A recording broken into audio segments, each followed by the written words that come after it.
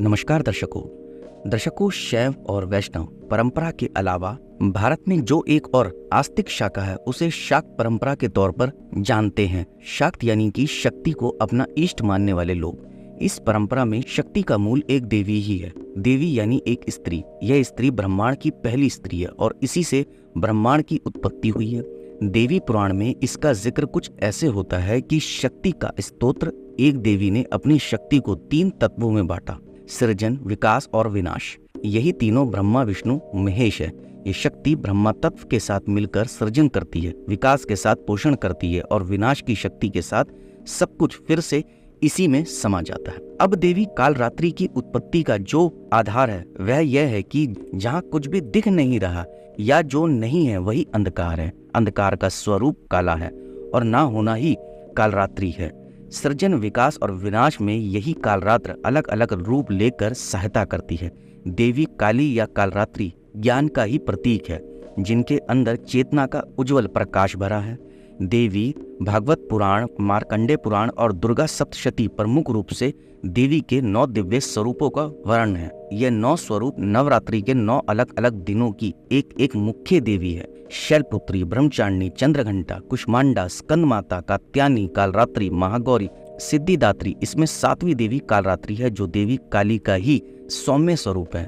भले ही उनके गले में मुंडमाल है, हाथ में रक्तिम खड़क और खप्पर है, लेकिन फिर भी उनका हृदय भक्तों के लिए द्रवित होता है। लेकिन जब धर्म का नाश और अधर्म की उन्नति होती है तो इन्हीं देवी के क्रोध से काली के अन्य क्रोधी स्वरूप सामने आते हैं। माता माँ काली का स्वरूप इतना विस्तृत है, लेकिन हम उनके सिर्फ भयंकर और विनाशक स्वरूप के बारे में नहीं जान पाते हैं। इसके पीछे की वजह यह है कि देवी के इस स्वरूप का प्रकाट्य ही युद्ध के बीच हुआ और वह भयंकर रक्तपात मचाती हुई सामने आती है। देवी माँ काली अम्बा के क्रोध की पराकाष्ठा भले ही है, लेकिन असल में इस स्वरूप में ही वह अपनी ममता और अपनी करुणा से संसार को सींचती है। अपने भक्तों की रक्षा के लिए देवी ने कई बार प्रत्यक्ष तो उससे भी अनगिनत बार परोक्ष रूप से अवतार लिया है। भगवान विष्णु जब नरसिंह अवतार लेने वाले थे तब उनकी प्रेरणा देवी का क्रोध ही था। उन्हीं की रुद्र शक्ति से भगवान ने यह अवतार लिया और हिरण्यकश्यप का वध किया था। इस तरह उनके वारा अवतार में देवी की शक्ति वाराही ने उनकी सहायता की थी। ये भी माँ काली का ही एक स्वरूप है। इसके अलावा रामायण में भी देवी की उपस्थिति नजर आती है। राम की शक्ति पूजा वाले प्रसंग में युद्ध से पहले देवी दुर्गा श्री राम के तप से प्रसन्न होकर प्रकट होती है और आश्वासन देती है कि रावण से युद्ध के दौरान उनकी सूक्ष्म शक्ति आसुरी शक्ति का विनाश करेगी। महाभारत इतना बड़ा महाकाव्य और ग्रंथ है कि इसके साथ कई दंत और लोक कथाएं भी चलती रहती है। ये ऐसी माँ गाथा है जिसमें कई अवतारों ने जन्म लिया और धरती पर आए। युद्ध से बहुत पहले काली ने संची, जो इंद्र की पत्नी, रति जो काम की पत्नी, रोहिणी जो चंद्र की पत्नी, संध्या जो सूर्य की पत्नी और खुद की आत्मशक्ति 64 योगिनियों को प्रकट किया। 63 योगिनियों को तो उन्होंने अलग अलग स्त्रियों के रूप में जन्म लेने को कह दिया, लेकिन उन्होंने खप्पर योगिनी को रोक लिया। अब उन्होंने इन 5 देवियों की शक्ति को मिलाकर एक स्त्री शक्ति को अवतार दिया और उसे अग्निदेव के अंश में मिला दिया। जब द्रुपद ने ऋषि उपयाज की सहायता से पुत्र कामिष्टि यज्ञ किया तो वरदान के अनुसार धृष्टद्युम्न का जन्म हुआ। इसके बाद द्रुपद यज्ञ पूर्ण किए बिना लौटने लगे तो ऋषि ने ललकारा, आप बिना पूर्णाहुति के नहीं जा सकते। अग्निदेव आपको कुछ और भी देना चाहते हैं। द्रुपद ने पूछा, क्या? ऋषि बोले, एक पुत्री, बिना उसके परिवार पूर्ण नहीं होगा। द्रुपद जो सर्व बदले के लिए पुत्र चाहता था, उसने इस बात को सिरे से खारिज किया, लेकिन ऋषि ने श्राप देने का भय दिखाया। तब द्रुपद ने गुस्से में अभ्रक, सिंदूर, कपूर, लौंग और इलायची की 5 आहुतियां यज्ञ में डाली और जोर जोर से कहने लगे, अगर देवता दे सकते हैं तो मुझे कलंकिनी पुत्री दे, उसे सारी अपवित्रता मिले, जीवन भर अपमान मिले, वो कष्ट में ही जीवन गुजार दे और सारा जीवन श्रापित हो जाए। द्रुपद को लगा था कि देवताओं के पास सिर्फ पवित्रता ही होगी और जैसी पुत्री मैं मांग रहा हूँ वो मांग सुनकर देवता हाथ डाल देंगे, लेकिन अभ्रक की आहुति डालते हुए वो भूल गया कि उसने चंडिका को बुलाया है। कपूर डालकर उसने धूमावती को पुकारा है, लौंग इलायची की आहुति से तारा मातंगी को पुकारा है और सिंदूर डालकर खप्पर वाली कालिका को घर बुला लिया। लिहाजा यज्ञ से द्रौपदी प्रकट हुई। इस तरह देवी कालरात्रि के हाथों लिखी जा रही एक धर्मयुद्ध की पटकथा का पहला सोमपान पूर्ण हुआ। आखिर में क्या हुआ? एक दिन इंद्रप्रस्थ में युधिष्ठिर द्रौपदी के कक्ष में थे। भीम उधर से गुजर रहे थे। अचानक उनकी निगाह खिड़की से कक्ष की ओर पड़ गई। उन्होंने देखा बड़े भैया द्रौपदी के पांव दबा रहे हैं और द्रौपदी पलंग पर खप्पर लिए बैठी है और बड़े ही क्रोध से युधिष्ठिर को देख रही है। बीच बीच में कह रही है कि मैं तुम सबको खा जाऊंगी, रक्त पीऊंगी। भीम ये देखकर क्रोधित हुए और कुछ समझ नहीं पाए। उन्हें कृष्ण का ध्यान आया। उनकी माया वो पहले ही जानते थे पर कभी समझ नहीं पाए थे। भीम ने कृष्ण का ध्यान किया तो कृष्ण सामने आ गए। भीम ने कहा कि अर्जुन तुमसे बहुत सवाल करता है। मैं आयु में तुमसे और अर्जुन से दोनों से बड़ा हूँ, इसलिए आज मुझे भी कुछ बता दो। कृष्ण ने कहा पूछो, क्या पूछना है? भीम ने कहा तुम्हारी माया है, मुझे भी दिखा दो।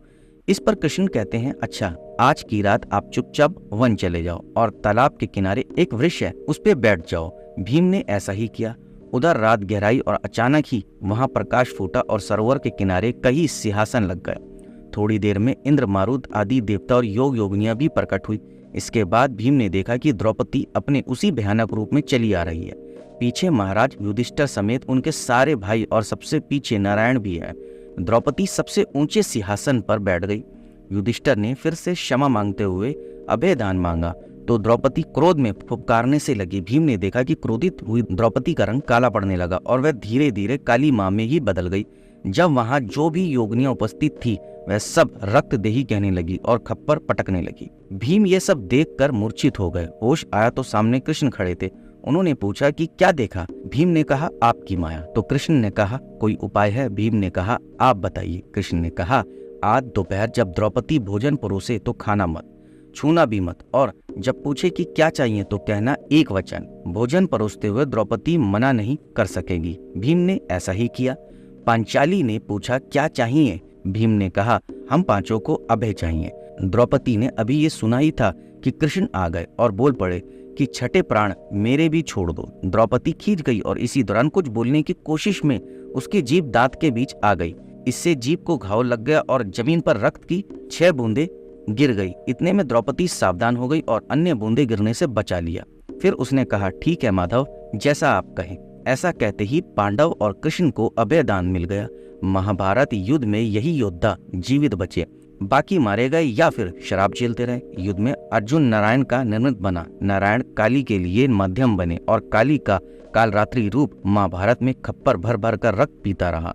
द्रौपदी असल में कौन है इसकी वानगी हमें तब देखने को मिलती है जब वह दुशासन की छाती के लहू से बाल धोती है।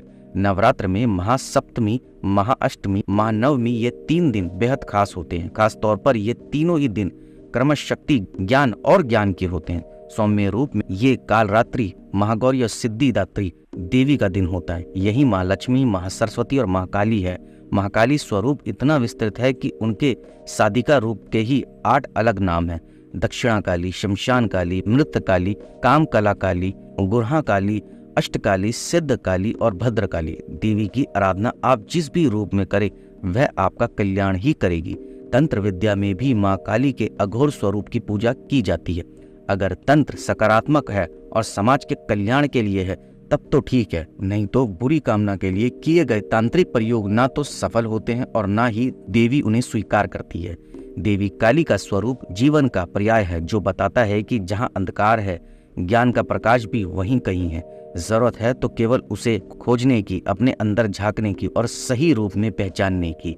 आजकल आप सभी ने देखा होगा कि लोग माँ काली के अलग अलग रूपों को सिद्ध कर कर अच्छा और बुरा दोनों ही करते हैं, लेकिन बुरे लोग बुरा करते हैं। लेकिन शायद उन्हें ये नहीं पता होता कि माँ काली के किसी भी स्वरूप को पूज लें, अगर वह बुरा करते हैं तो वो खुद ही खाना खराब होते हैं। आप कभी उनके घर में देखिएगा, कभी उनका घर हंसता खेलता खुश नहीं दिखाई देता। आप वैसे तो ऐसा करने वाले किसी भी जादू टोने वाले को, तांत्रिक को देख सकते हैं, कभी भी आप उनके घर में ऐसी कोई खुशहाली नहीं देखेंगे कि हाँ, अगर वो यही सिद्धि लोगों की भलाई के लिए करे तो शायद आप उनको हंसता खेलता देख लें। उम्मीद करता हूँ दर्शकों, आज मैंने महाभारत के एक ऐसे अवतार के बारे में आपको बताया जो साक्षात द्रौपदी रूप में थी। अब आपको पता लग गया होगा कि द्रौपदी का सच क्या था और वह किसकी अवतार थी। नमस्कार दर्शकों।